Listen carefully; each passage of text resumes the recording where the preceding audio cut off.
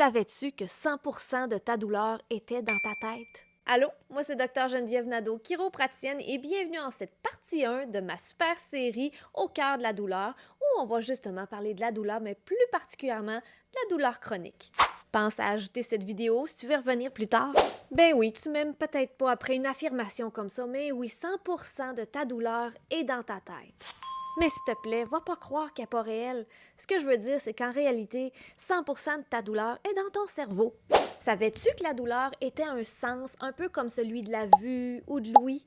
Quand ton œil voit un chat, en fait, l'œil perçoit l'image du chat, ensuite il transmet l'information au cerveau et c'est le cerveau qui interprète l'image du chat. Pour la douleur, c'est la même chose.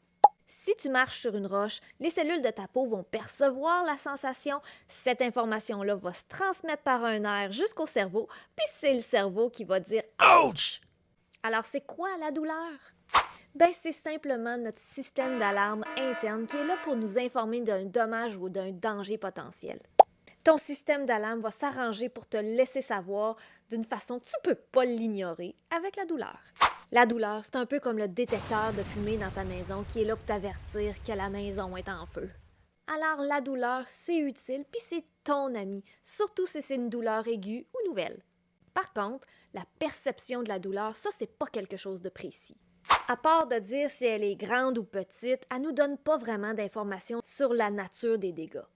Par exemple, le feu dans une maison qui brûle, ça fait sonner le détecteur de fumée.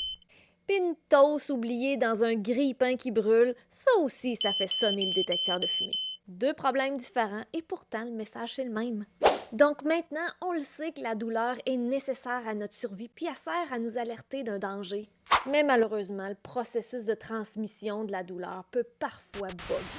Puis c'est là que la douleur amie peut commencer à nous pourrir la vie. Puis c'est de ça qu'on va parler dans les prochaines vidéos de la série Au cœur de la douleur. Alors, si ça t'intéresse, abonne-toi puis commente ici partie 2 si tu veux être sûr de rien manquer de ce qui s'en vient.